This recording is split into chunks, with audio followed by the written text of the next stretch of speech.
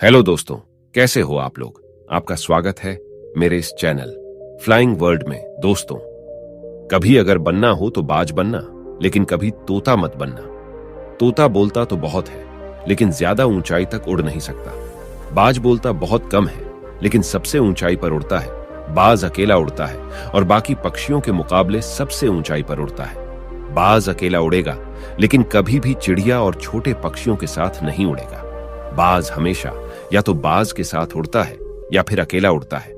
इससे हमें यह सीख मिलती है कि छोटी सोच वालों से हमेशा दूर रहे और अकेले रहो, क्योंकि यही वो समय है जब खुद को जानने का असली मौका मिलता है। बाज का विजन बहुत ज्यादा क्लियर होता है और बहुत ज्यादा स्ट्रांग होता है।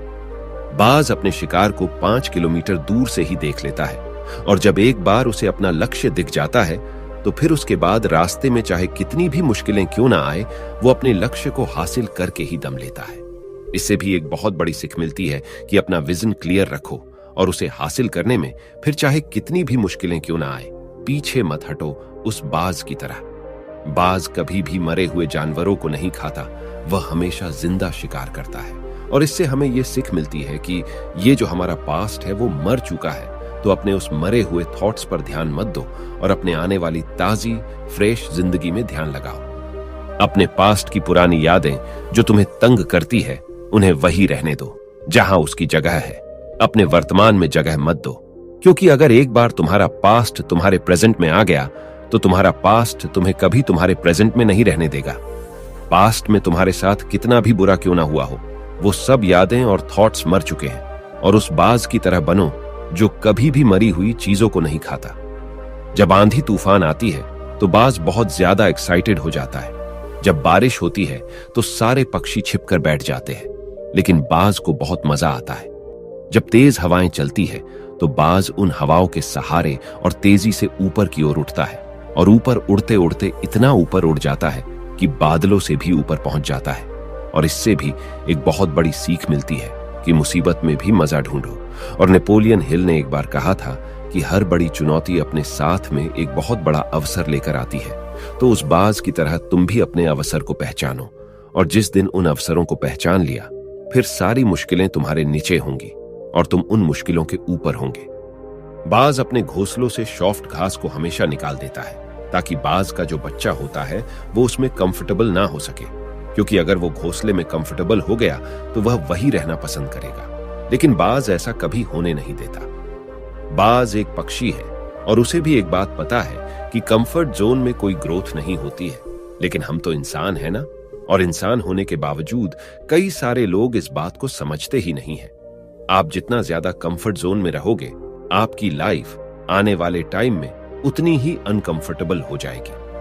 आइए एक कहानी के माध्यम से समझते हैं कि बाज बाज क्यों कहलाता है। एक बार की बात है, एक बाज का अंडा मुर्गी के अंडों के बीच आ गया। कुछ दिनों बाद उन अंडों में से चूजे निकले। बाज का बच्चा भी उनमें से एक था।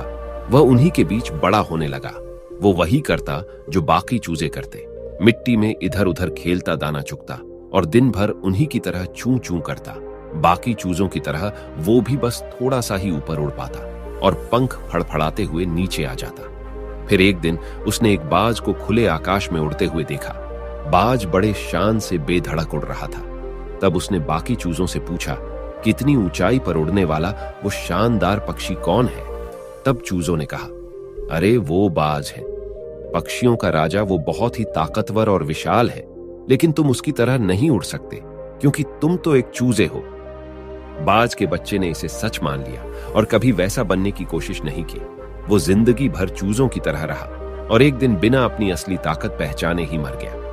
दोस्तों, हम में से बहुत से लोग उस बाज की तरह ही अपना असली पोटेंशियल जाने बिना ऐसे ही जीते रहते हैं और ऐसे ही मर जाते हैं।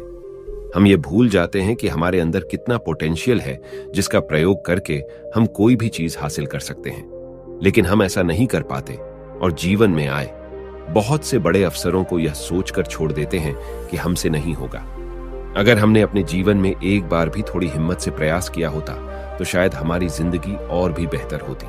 इसलिए अपने जीवन में आए, किसी भी मौके को ऐसे ही ना जाने दें और जिंदगी में चूजा नहीं, बाज बनकर जिए। अगर आपको मेरी यह वीडियो पसंद आ रही है तो मेरे इस चैनल फ्लाइंग बर्ड को सब्सक्राइब करें और वीडियो को लाइक करके बेल आइकन बटन को दबाएं। आपके एक सब्सक्राइब और लाइक से मुझे बहुत मोटिवेशन मिलता है। ऐसे ही प्यार बनाए रखें। Thanks for watching.